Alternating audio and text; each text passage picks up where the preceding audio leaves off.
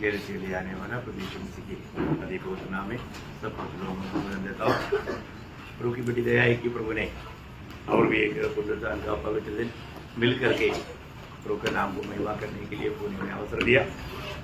प्रभु का प्यार कितना बड़ा है, कितना भी बयान करेगा तो भी बहुत कम है। प्रभु हमें बचाता है, प्रभु हमें सामर्थ्य देता है। प्रभु का हाथ यदि हमारा अनुकूल नहीं रहता तो आज भी हम यहाँ पर नहीं आ सकता, लेकिन प्रभु का कृपा है, प्रभु ने हमें पहुंचाया। तो बहुत धन्यवाद हो। बहुत सुंदर गीत के द्वारा प्रभु का महिमा करने के लिए प्रभु ने हमें मौका दिया। यीशु मसीह ने सूली पर हमारे लिए कितना बड़ा कार्य किया। हमेशा हम वो सूली को याद करना एक भक्त का कर्तव्य है, तभी हम एक विजयी जीवन बिता पाएगा। हमारा जीवन का प्रशंसा और कोई भी दुनिया का बात नहीं, सूली हमारा प्रशंसा है। इसे छोड़कर और हम कोई भी बात पर प्रशंसा करना बोलेगा तो एक बहुत बड़ा धोखा हो जाएगा। तो प्रभु को मैं धन्यवाद देता हूँ। आज भी प्रभु रमेश हमारे बीच में है, तो उसको देखता है तो हमारा दिल टूटना चाहिए, क्योंकि यीशु मसीह ने जो सूली पर हमारे लिए किया तो कितना बड़ा बात है। किसने मतलब किसके लिए क्या किया, मेरा बहुत परमेश्वर। प्रभु को क्या कमी था, वहां पर बराबर बहुत स्वर्गदूत था, हमेशा आराधना होते थे, लेकिन प्रभु ने पापी इंसान के लिए अपने एकलौता पुत्र को दिया, है ना। और वो हमारे लिए कालवरी सूली पर इस ईदी में मतलब विरू हो करके हमारे लिए मतलब ताड़ना सगा, मृत्यु सगा। और वो बातों को हम याद करेगा तो ये क्या कारण है ना। इतना बड़ा प्यार प्रभु ने हमसे क्यों किया। प्रभु का पद्धतियों को जानना कितना अच्छी बात है। मैं आपको बोलना चाहता हूँ, पर इतना महान परमेश्वर ने हमें क्या देखा, है ना। और उसका आनंद काल का पद्धति में प्रभु ने मंडली को जोड़ दिया। ये बात जानने के बाद में कितना अधिक हम प्रभु का योजना जानने के लिए इच्छुक बनना चाहिए। परंतु अभी भी बुलाहट पाने के बाद में बहुत से लोगों का हृदय दृष्टि ना खोलने के कारण बुलाहट का महत्व को नहीं समझ पाया। तो मैं प्रभु को धन्यवाद देता हूँ। आज जरूर कुछ वचन के द्वारा प्रभु और भी कुछ प्रकाश में डालेंगे, बहुत प्रार्थना के साथ। बहुत कई बातें हैं जो मैं समझने के लिए, और हम प्रार्थना के साथ आत्मा में रहेगा तो जरूर प्रभु समझने में मदद करेगा। तो उसके लिए आधार में गलातियों का पत्री उसका 4 अध्याय का 4 से 7 तक वचन पढ़ेंगे। परंतु जब समय पूरा हुआ तो परमेश्वर ने अपने पुत्र को भेजा, जो स्त्री से जन्मा और व्यवस्था के अधीन उत्पन्न हुआ, ताकि व्यवस्था के अधीनों को मोल लेकर छुड़ा ले और हमको लेपालक होने के पद मिले। और तुम जो पुत्र हो, इसलिए परमेश्वर ने अपने पुत्र की आत्मा को, जो हे अब्बा है पिता कहकर पुकारते हैं, हमारे हृदय में भेजा है। इसलिए तू अब दास नहीं परंतु पुत्र है, और जब तू पुत्र हुआ तो परमेश्वर के द्वारा वारिस भी हुआ। Praise the Lord. मैं आपको बोलता हूँ, ऐसे हम लोग प्रभु के आत्मा में ये वचनों को पढ़ेगा तो हमें जो मिलने वाला प्रकाश सीमा से बाहर है ना। मैं इस वचन के अंदर से 3 बात खास करके आपको मतलब हमारे लिए जो प्रभु ने किया वो बात बताना चाहता हूँ। पहली बात समय, दूसरी बात उसका रीति, और तीसरा बात उसका फल। ये 3 बात पर ये वचनों से हम थोड़ा मनन करना चाहता है। फिर भी एक बार आपको बताना चाहता हूँ, आप लोग सब वचन सीखने के लिए चाहने वाले लोग हैं, इसलिए बहुत ही उसको मतलब जैसा पौलुस तीमुथियुस को बोलने के टाइम पर 2 तीमुथी 2 अध्याय का 15 वचन में कहता है, तो वचन को सही रीति में विभाजित करके सिखाया। सही रीति में उसको विभाजित करके सिखाना। तो हमारे जीवन में मतलब ध्यान रखे, आपको बहुत सरल रूप में समझने के लिए उसको बिल्कुल उसको जितना तक भाग करके आपको समझा पाएगा, उसका सबसे अच्छी बात निकाल करके आपको देना एक प्रभु दास का कर्तव्य। तो मैं प्रभु में आश्रय करके प्रभु की सहायता से वो बात आपको मैं बताना चाहता हूँ। मतलब ये जो पढ़ा हुआ इस भाग में खास 3 बात है। पहले बात समय, दूसरी बात उसका रीति, मतलब हमें बजाने का या उद्धार करने का रीति, और तीसरा बात उसका फल। ये 3 बात। तो समय का बारे में हम पहले देखेंगे। पहले बात आपको मालूम है, जब रोमियो का पत्र 5 अध्याय का 6 वचन में लिखा है, रोमियो का 5 अध्याय का 6 वचन, क्योंकि जब हम निर्बल ही थे तो मसीह ठीक समय पर, बस ठीक समय, परमेश्वर हमेशा ठीक समय रहता, हम लोगों को समय नहीं रहता। हमको समय का बारे में इतना गौरव नहीं, ऐसे नहीं प्रियो। हम अगर प्रभु का लोग है तो हमने प्रभु से अगर कुछ पाया है तो हम लोग भी ठीक टाइम पर काम करना चाहिए। ठीक टाइम पर, टाइम पार हो गया तो फिर कोई फायदा नहीं है ना। एग्जाम था 10 से 12 तक, अब 1 बजे पहुंच गया, फायदा है? आपको ट्रॉफी देना चाहिए है?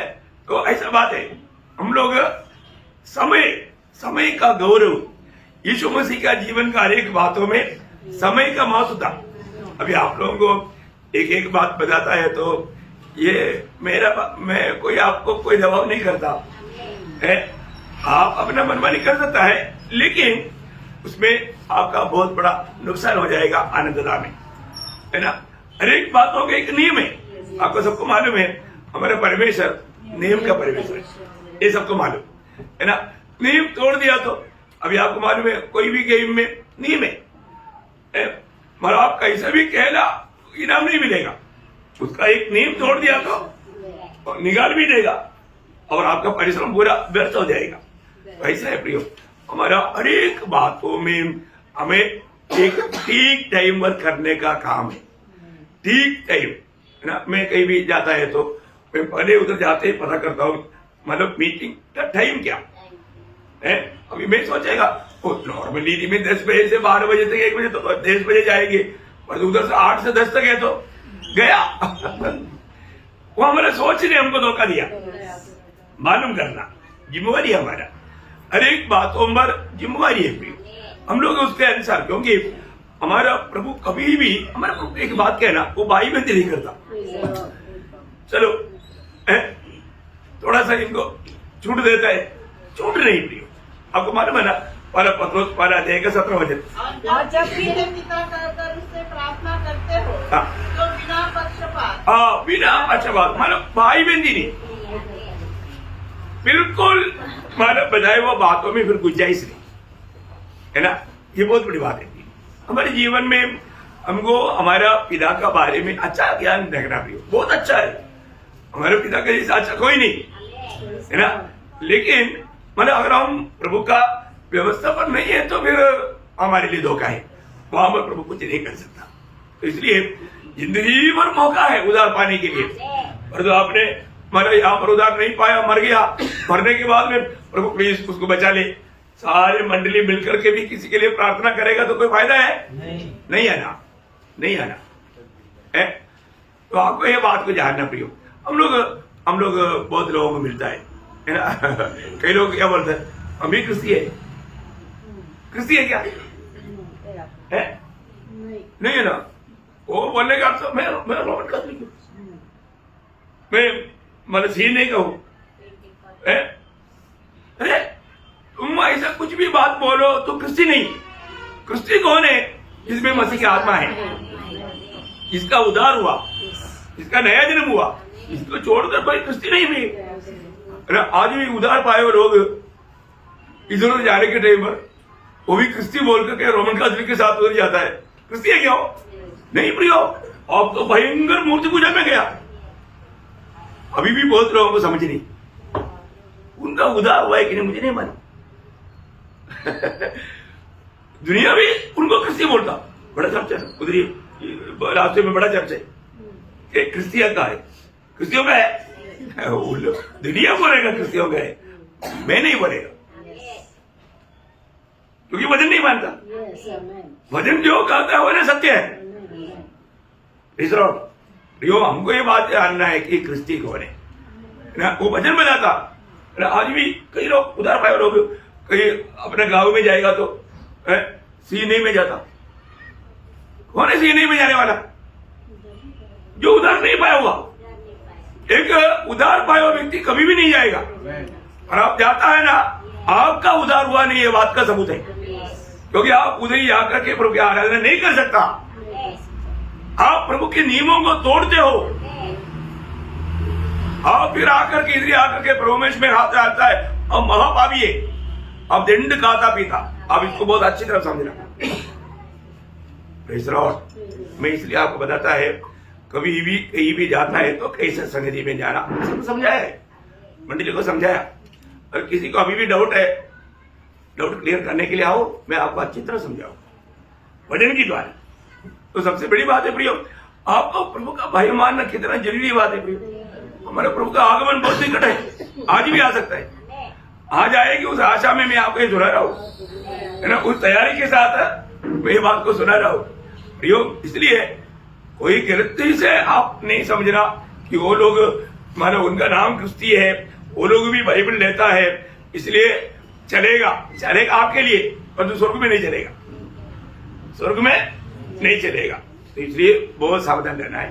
तो अभी प्रभु जो भी काम किया, अभी मतलब आपको मालूम है, यीशु मसीह ने सबसे पहला चिन्ह कहां दिखाया? शादी के दिन, है ना। और तो वहां पर भी प्रभु ने समय प्रकट किया। आपको मालूम है, हर एक बात होगा।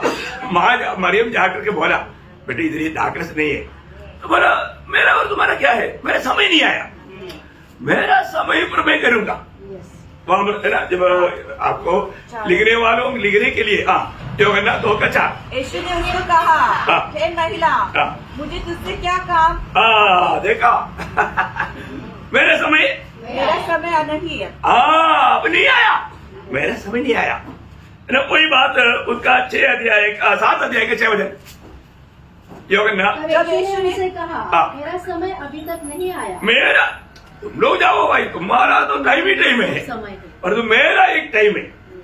देखा योग, हमारा सबके लिए एक टाइम है ना। हर एक काम करने के एक समय है, हर एक काम करने का एक समय। सलोमन बोलता, मतलब 1:3 में प्रियो, सब बात का एक समय है। अभी मतलब अभी अगर समय को नहीं पहचानेगा तो बात बिगड़ जाएगा, है। अभी मैं इंजीनियरिंग करता हूं, मुल्क जाएगा तो वो समय पार हो गया, वो उसका एक टाइम था। अभी मेरे को इच्छा आ गया, ऐसे बोलेगा तो काम नहीं बनता, नहीं बनता। तो बात क्या है प्रियो, अरे एक बात, उसका 8 बजे भी पढ़ना। तुम पर्व में जाओ, मैं अभी इस पर्व में नहीं जाता, क्योंकि अब तक मेरा समय पूरा नहीं हुआ। देखा, मेरा समय पूरा नहीं हुआ, मेरा समय जब पूरा होगा मैं आएगा प्रियो। ये बहुत, हर एक पवित्र लोग ये बात को जानना, हमारा प्रभु का हर एक बात जिंदगी में, हर एक कामों में, हर एक बातों में हम देखते हैं प्रभु समय के अनुसार चला। आज भी प्रभु का अनुग्रह से प्रभु ने आज हमें मौका दिया, प्रभु ने हमको अवसर दिया, प्रभु ने हमें समय दिया, इसलिए हम यहाँ पर आया। लेकिन कई लोगों ने समय का सही इस्तेमाल नहीं किया, है ना। जब कोई बात है, जब कोई जो है ना 7 अध्याय है, उसका 30 वचन का भी पाठ पढ़ना, 7 अध्याय का। तो भी किसी ने उस पर हाथ न डाला। हाथ, यीशु मसीह को मारने के लिए उन लोगों ने बहुत कोशिश किया, लेकिन कोई हाथ नहीं डाला। क्यों नहीं डाला? क्योंकि उसका समय नहीं आया। सच बात है ना। मैं आपको बोलना चाहता हूँ प्रियो, समय आने के बाद ही होगा। हर एक प्रभु ने बात को निर्णय किया है ना। समय आएगा तो मार पड़ेगा, प्रभु ने मार खाया ना। हर एक के जीवन में ऐसे होता है प्रियो, है ना। कोई बात, उसका 8 अध्याय के 20 वचन ना।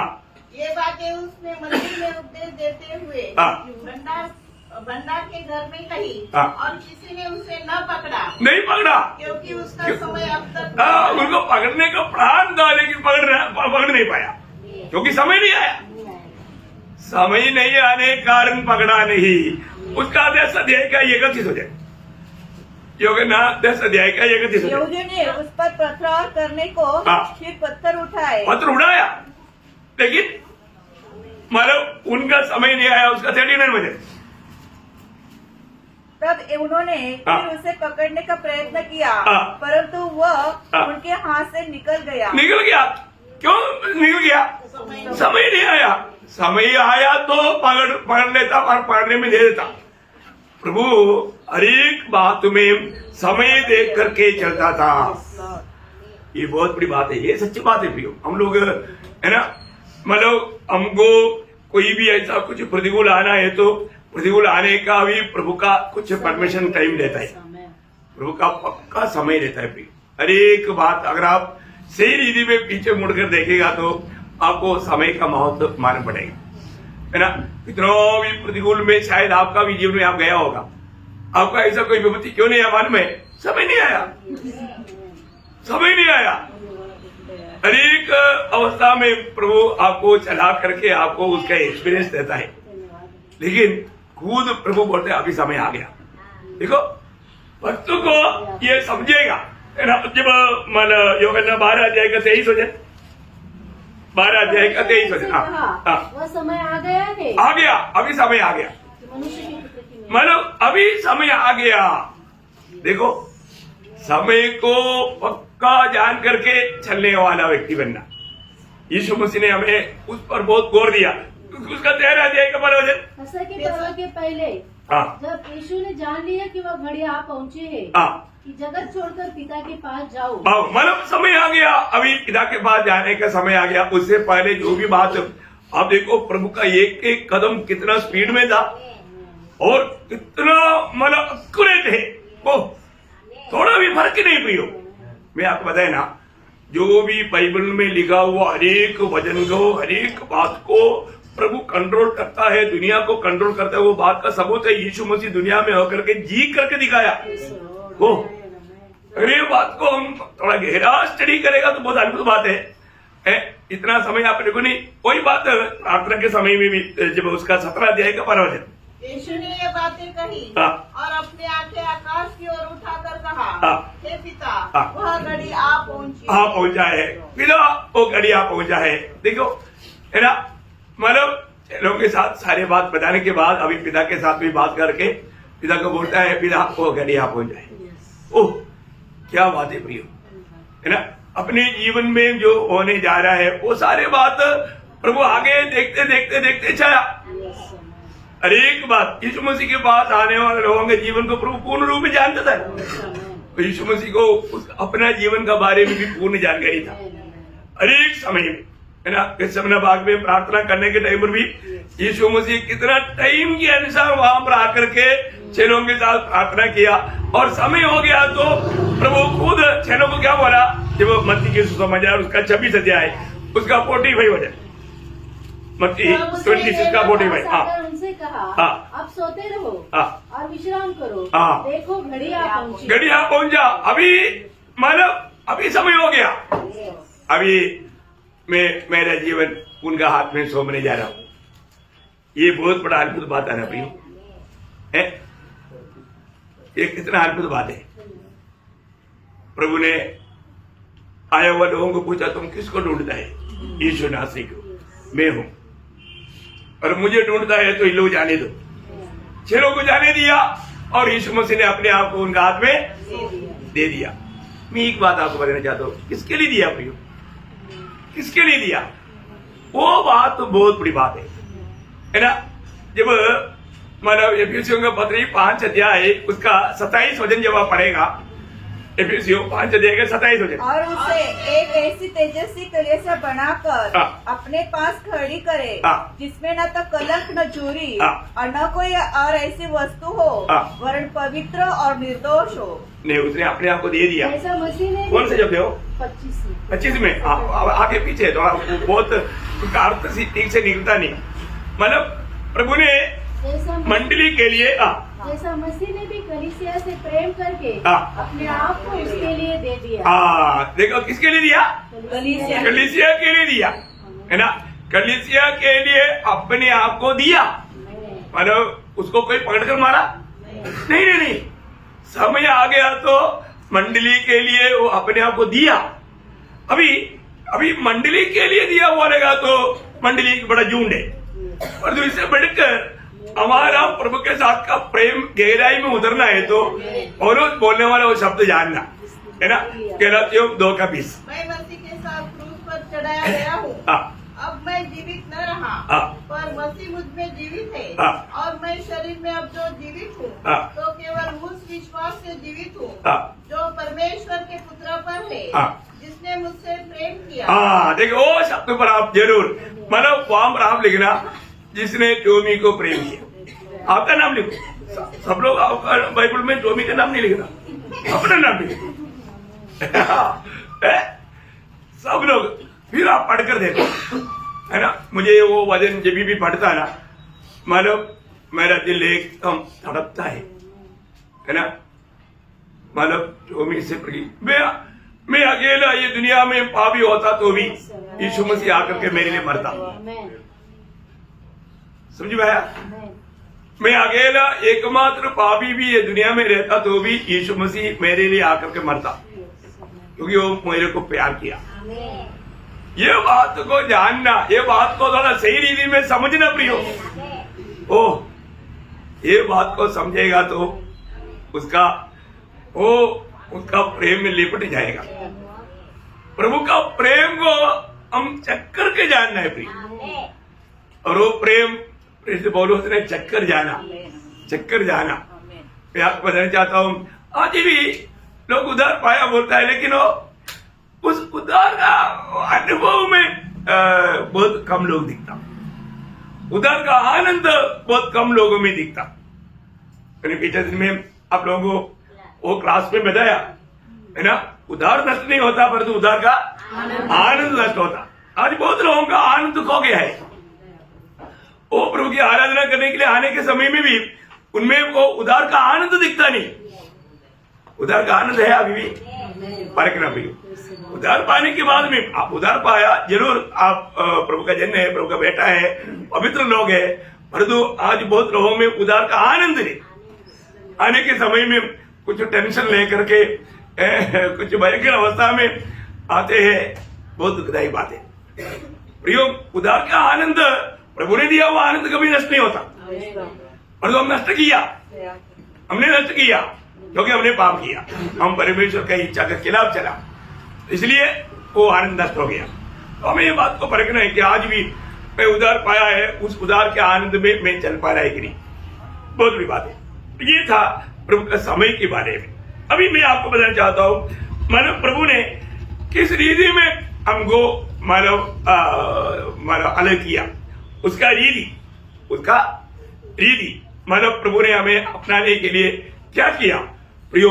प्रभु ने बहुत बड़ा दाम दे करके हमें खरीदा, उसके लिए वो दाम देने के लिए वो कालवरी सूली पर मतलब अपने आप को मतलब दे दिया, है ना। मंडली क्या है ये जानना प्रियो। प्रभु का मंडली को बिल्कुल हम दूसरा किसी के साथ हम तुलना नहीं कर सकता। प्रभु का मंडली मतलब जब प्रेरितों का उसका 20 अध्याय का 28 हो जाए, इसलिए अपने और पूरे झुंड की चौकसी करो, जिसने पवित्र आत्मा ने तुम्हें अध्यक्ष ठहराया है कि तुम परमेश्वर की कलीसिया की रखवाली करो, जिसे उसने अपने लहू से मोल लिया है। देखा, अपनी लहू से मोल लिया है। देखो प्रियो, यीशु मसीह की पवित्र लहू की दाम ये लोग नहीं जानता, हम लोग ये बात को जानना है।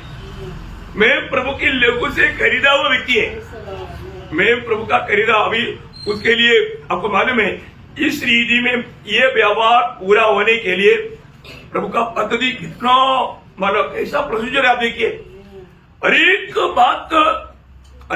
बात क्लियर लिखा हुआ था, है ना। और इवन प्रभु ने अपने जीवन की यात्रा में भी ये बात को स्पष्ट बताया। आपको मालूम है, यीशु मसीह मरने से पहले यीशु मसीह की मृत्यु अचानक हुआ? नहीं, अचानक ही नहीं हुआ। ये सब अरे बात मतलब औषधों की द्वारा बताया हुआ बात उसके अनुसार ही हुआ, क्योंकि मतलब 15 अध्याय का 3-4 वचन आपको हमेशा पढ़ता है। आपको याद है, यीशु मसीह की ये जो मतलब मृत्यु पवित्र शास्त्र के अनुसार था।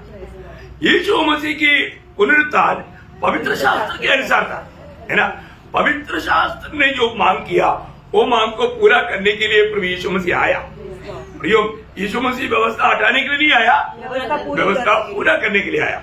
तो वो बात जब यीशु मसीह की जो प्रकाशन जब चेलों को मिला, तब से यीशु मसीह कार्य कैसे करने वाला है करके उनको सिखाया, है ना। मसीह के सुसमाचार में मान लो जब 16 अध्याय है उसका 21 हो जाए। उस समय से यीशु अपने उस समय से मानो वो समय कौन सा था? पत्रोस ने गवाही दिया था कि तू परमेश्वर का पुत्र मसीहा है, ठीक है ना। उस समय से मतलब चेलों को ये बात प्रकट हो गया है यीशु मसीह परमेश्वर का पुत्र है। उस समय से प्रभु ने अपना होने वाला बात के बारे में मतलब इस रीति में वो मानव जाति का उद्धार का कार्य करने वाला है वो बात बताने रहेगा। तो क्या बताया? अपने चेलों को बताने लगा अवश्य है कि मैं यरूशलेम को जाऊं और पुरनियों और प्रधान याजकों और शास्त्रियों के हाथ से बहुत दुख उठाऊं और मार डाला जाऊं और तीसरे दिन जी उठूं। देखा मानो अनेक बात मानो प्रभु ने पहले से बताया है ना। आप देखो प्रियो कितना बड़ा बात है, हर एक बात का समझ रख करके प्रभु चलता था। बाकी आपको मानो बहुत से मानो उसका 17 का 22-23 में है, 20 अध्याय का 18-19 में है। और उसमें एक खास बात मैं आपको नोटिस में लाना चाहता हूँ। बाकी बात हम लोग कई बार ध्यान किया है। उसका 26 अध्याय का 31-32 पढ़ना, मत्ती 26 का 31-32।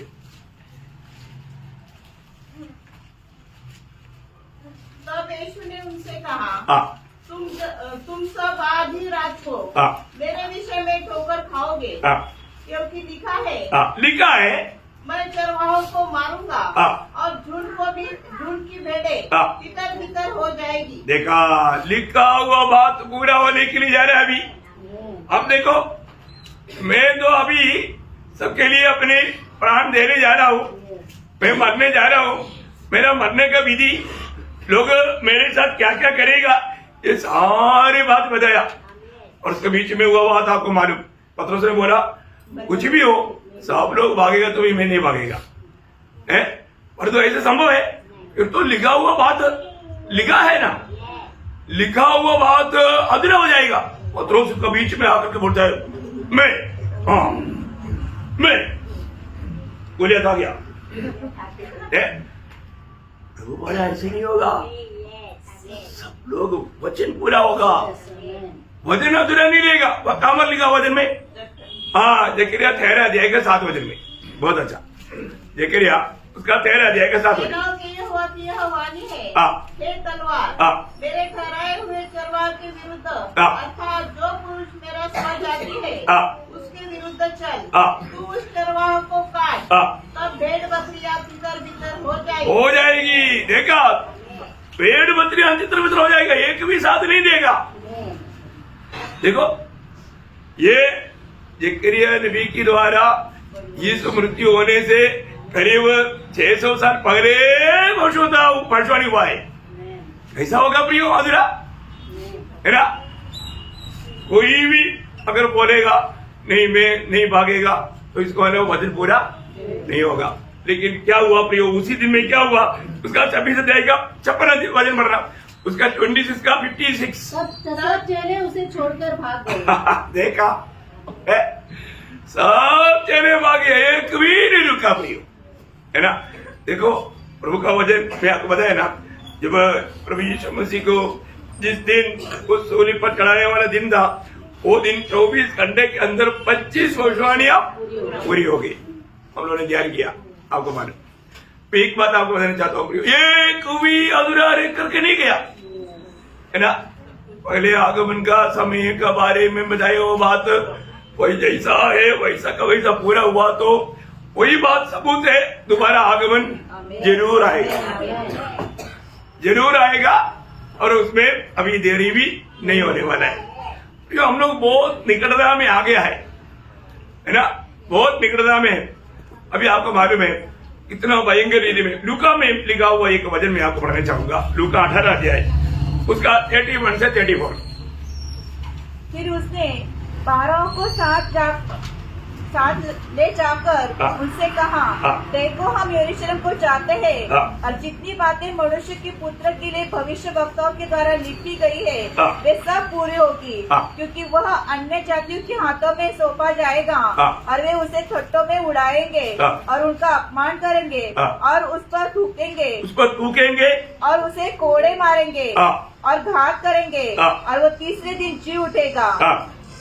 पर उन्होंने इन बातों में से हाँ। कोई बात न समझी। नहीं समझा, देखा है ना, क्योंकि ये कैसे हो सकता, ये कैसे हो सकता, नहीं, हमारा गुरु के साथ ये नहीं हो सकता, क्योंकि अभी हम लोग रोमी सम्राट की अधिकार के नीचे है।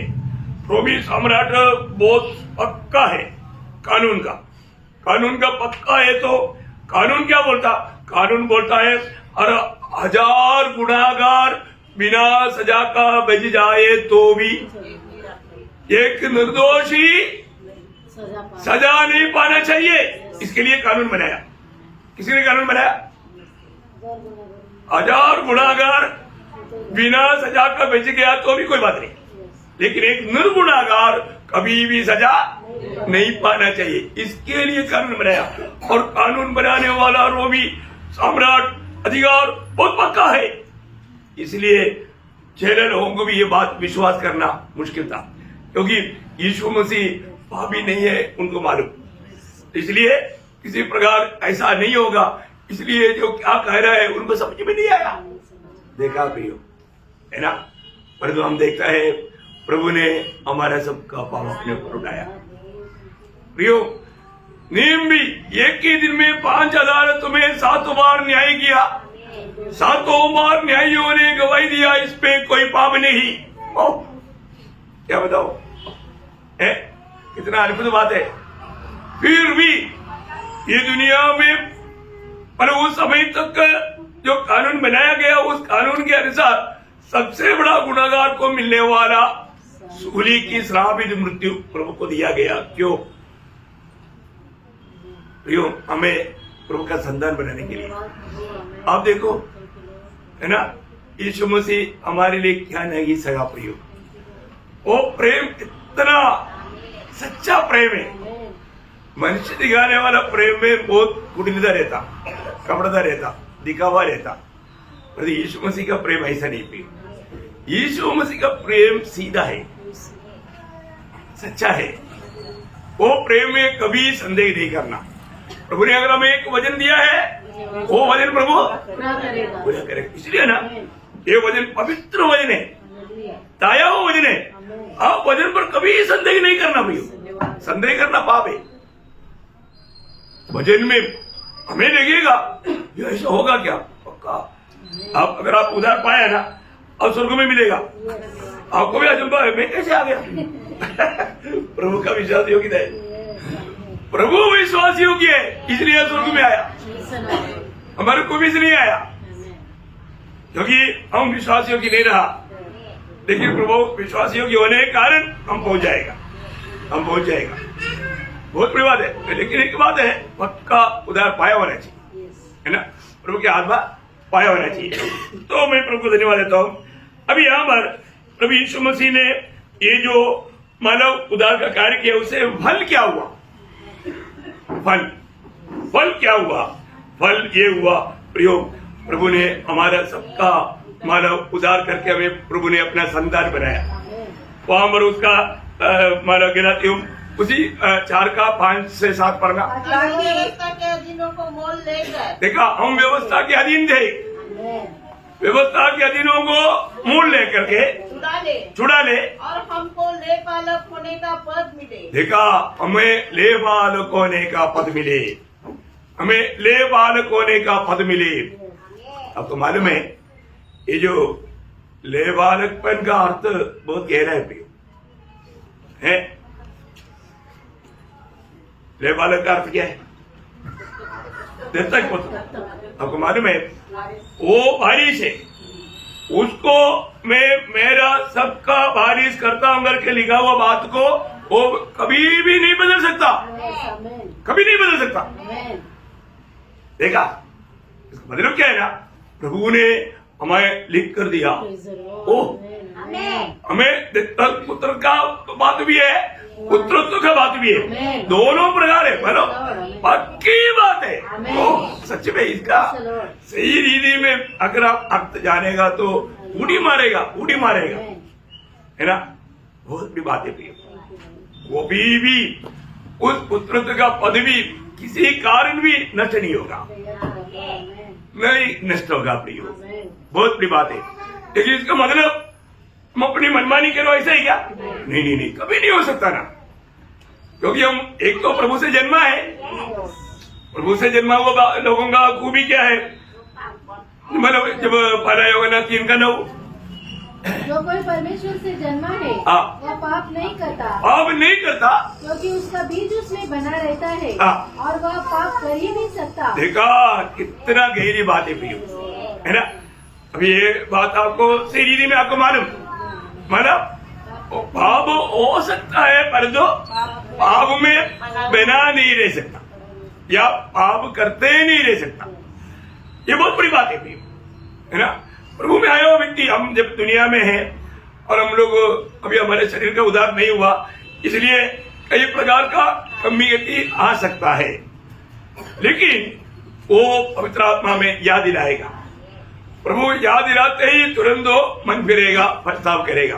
परंतु प्रियो, प्रभु ने हमें कितना बड़ा पदवी दिया, उसका आगे पढ़ना है, पूरा पढ़ना उसको, वो 5 से 7 हो जाए। और तुम जो पुत्र हो, तुम जो पुत्र हो, इसलिए परमेश्वर ने अपने पुत्र की आत्मा को, हाँ। जो है अब्बा है पिता कहकर पुकारता है, हाँ। हमारे हृदयों में भेजा है। देखा, अब्बा पिता कहने वाला पुत्र की आत्मा को हमारे हृदय में भेजा। आमीन।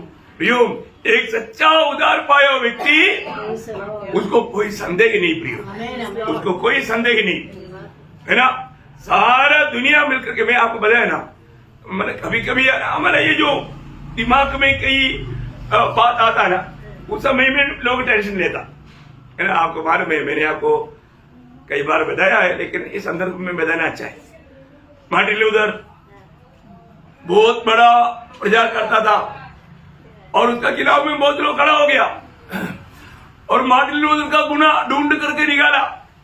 गुना नहीं है तो भी झूठा गुना है, सब दीवारों में लिख करके। मार्टिन लूथर जब जाता है तो क्या लिखा?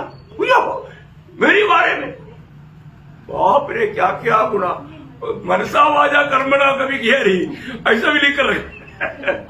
मार्टिन लूथर परेशान हो गया। मार्टिन लूथर जाकर के अभी बोला, अभी मैं प्रचार के लिए नहीं जाता, मैं परेशान हो गया, क्योंकि मेरे बारे में इतना मतलब ये लिख कर रखा है, मुझे कुछ मालूम ही नहीं, लेकिन मैं गुनाहगार लिख करके लिखा है। मार्टिन लूथर ऐसा मतलब दुखी होकर के अभी जाना बंद कर दिया। उसका पत्नी बहुत अच्छा था, इसलिए प्रभु ने पत्नी को कैसा पत्नी दिया? सही सहयोगी। क्या है? सहयोगी। हाँ, प्रभु ने बोला मैं उसको सहायक दूंगा। कैसे सहायक? एकदम योग्य रीति में, योग्य समय में काम करने वाला। हाँ, उसका पत्नी बहुत होशियार था। तो हमको मालूम है, इंग्लैंड में जब भी कोई लोग अपना बंधु, खास बंधु जन मरता है तो वो दुख का आचरण के लिए वो लोग काला वस्त्र पहनता। तो सुबेरे मानव मार्टिन लूथर थोड़ा देर वजन ध्यान करके मानव टेबल में ही थोड़ा सो गया। तब पत्नी आया कॉफी लेकर के, कॉफी पियो। वो उठ करके देखा तो पत्नी काला कपड़ा पहना हुआ है। कौन मर गया? पत्नी ने मुस्कुराते हुए बोला, मार्टिन लूथर का यीशु मसीह मर गया। तो बोला मार्टिन लूथर का यीशु मसीह, मैंने यीशु मसीह नहीं उड़ाना, मेरे यीशु मसीह जिंदा है। ओ बाप रे, फिर तूफान था, फिर तूफान था। फिर मार्टिन लूथर ने अपनी मतलब बाकी जो अपने साथ में थे उनको बोला, एक वजन उसके ऊपर लिखो, वो मिटाना नहीं, उसके ऊपर लिखो यीशु मसीह के लिखो, सारे पापों से धोकर। सबको मालूम हो गया यीशु मसीह ने उसकी लहू के द्वारा मार्टिन लूथर उद्धार पाया। Praise the Lord. प्रियो, दुनिया कितना भी कुछ भी करने दो, उसको मिटाने नहीं जाना, उसके पीछे मत जाना। आपको याद होना, यीशु मसीह की लहू मुझ पापी के लिए बहाया। आपने ये विश्वास किया ना, फिर पाप आप पर प्रभुता नहीं कर सकता, पाप आप पर प्रभुता नहीं कर सकता। ये कितना अनोखा बात है प्रियो। प्रभु ने हमें अपना मूल्यवान लहू दे करके खरीदा प्रियो। खरीदा, इतना ही नहीं, हमें अपना संतान बनाया, हमें नया जन्म दिया, हमारा पाप क्षमा किया। ओह, सच में जब प्रेरित पौलुस यीशु मसीह की माना गवाही देने के टाइम पर जो पहला तिमोथी 5:15 वचन में जो कहता है ना, यीशु मसीह ये दुनिया में किस लिए आया? मायने के योग्य है कि मसीह यीशु पापियों का उद्धार करने के लिए जगत में आया, जिसमें सबसे बड़ा मैं हूँ। देखा, जिसमें सबसे बड़ा मैं हूँ। प्रियो, ये बहुत बड़ी अच्छी तरह जानना, यीशु मसीह दुनिया में किस लिए आया? मैं एक बात आपको याद रहना चाहता हूँ प्रियो, आज भी जो उद्धार नहीं पाया, कान खोल कर सुनो, आप महापापी है, आपका पाप कभी क्षमा नहीं होगा। क्यों नहीं होगा? क्योंकि अभी तक आपने प्रभु यीशु मसीह की सुसमाचार सुना और उस पर विश्वास नहीं किया। आज क्षमा ना होने वाला एकमात्र पाप है। आप कितना भी बड़ा चोर हो, हत्यारा हो, व्यभिचारी हो, कोई भी हो, वो सबको क्षमा है, और एक बात का क्षमा नहीं, प्रभु यीशु पर विश्वास नहीं किया। आपने एक बार भी सुसमाचार सुना और यीशु मसीह पर विश्वास नहीं किया, आपसे बड़ा पापी दुनिया में नहीं, और आपको माफ नहीं। Praise Lord. बाकी कोई भी पाप है, यीशु मसीह की लहू में सामर्थ्य है, सब पाप को धोकर शुद्ध करेगा। पर तो एक ही पाप है बाकी रहेगा, जिन्होंने प्रभु यीशु पर विश्वास करके उद्धार नहीं पाया। और आपने सुसमाचार सुनने के बाद में ये पिता ने, आपको सबको मालूम है, यूहन्ना 3:16, सब लोग मिलकर पाप बोलिए। क्योंकि परमेश्वर ने जगत से ऐसा प्रेम किया कि अपने एकलौते पुत्र दे दिया, ताकि जो कोई उस पर विश्वास करे वो नष्ट न हो और अनंत जीवन पाए। देखा, ये प्रियो सबसे बड़ी बात, ये बात को न मानना, न विश्वास करना है सबसे बड़ा पाप। Praise Lord. प्रियो, आप अपने आप को क्रिस्ती कहता होगा, परंतु प्रभु यीशु मसीह पर विश्वास करके पाप क्षमा पाया है कि नहीं, ये जानना जरूरी बात है। प्रियो, प्रभु यीशु पर विश्वास करके यीशु मसीह में मुझ पापी के लिए कलवरी सूली पर अपनी पवित्र लहू बहाया, वो मेरा पाप की सजा उड़ा करके पाप की मजदूरी मृत्यु सहा, और मेरा मृत्यु को प्रभु ने अपनी मृत्यु की तरह हटाया, और वो मेरे लिए मर गया, गाड़ा गया, तीसरे दिन जी उड़ा। ये सत्य पर विश्वास करने वाला व्यक्ति कभी भी नाश नहीं हो सकता। बहुत बड़ी बात है प्रभु की बड़ी अनुग्रह है। प्रभु ने ये सत्य पर विश्वास करने के लिए हमें अनुग्रह दिया, कृपा दिया। ये कृपा पाया वाले लोगों के लिए प्रभु धन्यवाद देते हैं। प्रियो, इसलिए प्रभु का वचन कहता है कि उसने हमारे लिए कितना बड़ा कार्य किया है ना, वो बात मैंने आपको बताया। तो इसलिए अपना जीवन में ये बात को जानना प्रियो। आज जब मैं प्रभु की उपस्थिति में प्रभु की आराधना के लिए आया, तो उस उद्धार की सच्चा आनंद में होकर के मैं प्रभु की आराधना कर पाया क्या, है ना, ये बात को हमें परखना प्रियो बहुत बड़ी बात है। बोलने के लिए जाएगा तो समय देख करके मैं रुक रहा हूँ, बहुत बातें मेरे दिल में उमड़ रहा है, लेकिन क्या है, अभी और हम अपने को टाइम के अनुसार और भी कई काम है, वो सब कुछ बताना है, ये जरूरी बात है। तो प्रभु सबको ये वचनों के द्वारा बहुत आशीष दे, प्रभु को महिमा मिले। आमीन।